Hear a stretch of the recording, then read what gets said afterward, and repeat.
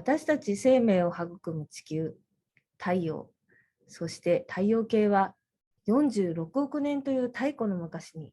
莫大な冷たいガスと塵が重力によって集積し誕生したと考えられています。どのように太陽系のような惑星系が誕生したのか、また生命を育むのような豊かな物質の起源を解明するため、私たちは電波望遠鏡、特にセンチメートル波、ミリ波、サブミリ波という波長帯の望遠鏡を使って研究しています。今回私たちはアメリカ・ハワイ州マウナケアの山頂にある東アジア天文台の JCMT 望遠鏡、南米チリ・アタカマにあるアルマ望遠鏡などを用いた電波観測を行って、また理論シミュレーションとの比較をすることによって、生まれたばかりの原始星が冷たいガスと塵を磁力線とともに巻き込みながら誕生する様子を詳しく明らかにすることができました。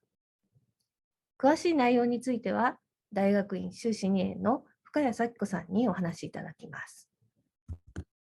こんにちは。鹿児島大学理工学研究科の深谷咲子です。JCMT2 波長変波観測で見えてきた分春コア L1521F の星形成の現場というタイトルで行っている研究内容についてご紹介します。研究背景といたしまして、星は約10ケルビンの温度の冷たいガスとやガスからなる分春や分春コアでの重力収縮によって誕生します。その際に磁場は重力収縮に抗うように作用するため、星形成初期の物理状態を探る上で磁場の観測は非常に重要となります。本研究では分春コアをサブミリ波ダスト連続波放射を用いた変波観測から磁場の研究を行いました。研究対象の天体は L1521F という大質分春に位置する分春コアです。高分解の観測によって原始星の周りでは乱流によって非常に複雑な構造を持つことが知られています。また、リマ干渉計では広がった成分をトレースする CCS、そして高密度部分をトレースする N2H プラスの速度構造が分かっており、それぞれコアの内側と外側で速度構造に大きなギャップがあることが知られています。また、カルテック望遠鏡では 12CO の6号と76の観測があり、北西側に暖かくより広がったガスが確認されています。また、磁場構造に関しても先行研究が行われており、プランク衛星による変波観測によって L1521F の対極的な磁場は南北方向であることが分かっています。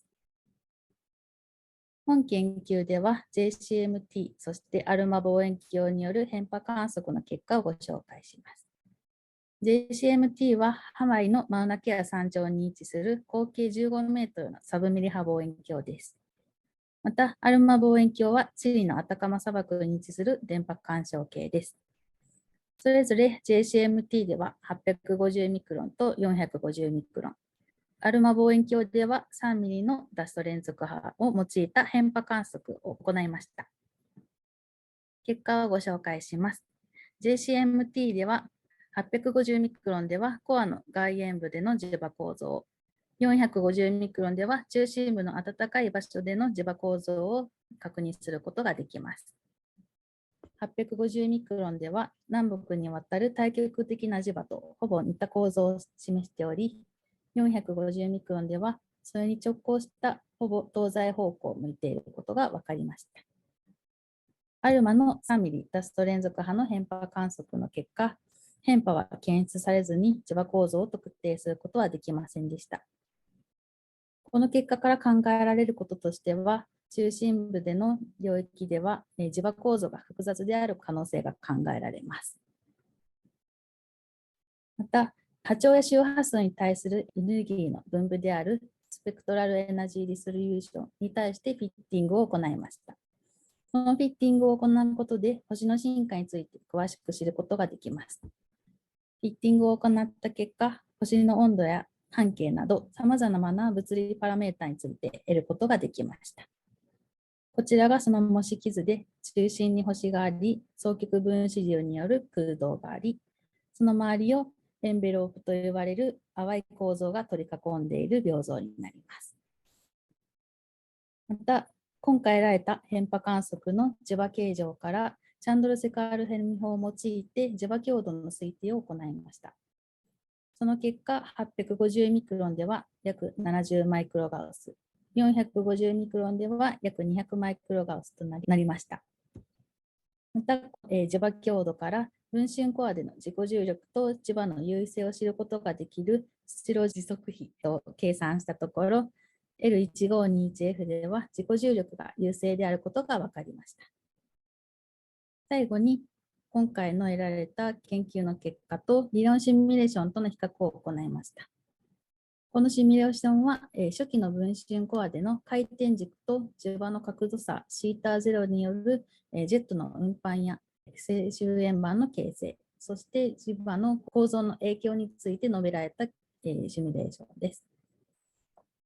今回の得られた磁場構造を説明するためには、その角度差が85度のものが最も合うと考えました。この図では、水色で双極分子流、赤色で磁力線、緑色で原子性円盤とそれを囲む疑似円盤を示しています。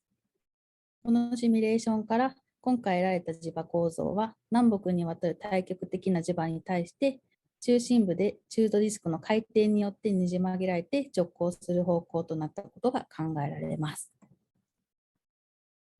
世界最大のサブミリ望遠鏡である JCMT 望遠鏡、そして世界の英知を結集して実現したアルマ望遠鏡などを用いて、このような磁場を捉えるための変波観測、そしてガスの運動や化学組成など豊かな物質の起源がわかります。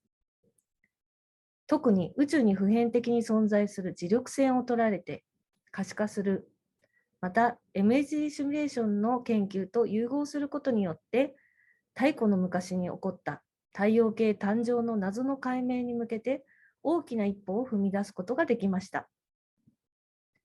太陽系のような惑星系は私たちの天の川銀河の中でもたくさん生まれていると考えられております。今後も同様の手法を用いて研究を行うことにより、太陽系のような惑星の起源に迫っていきたい、明らかにしていきたいと考えています。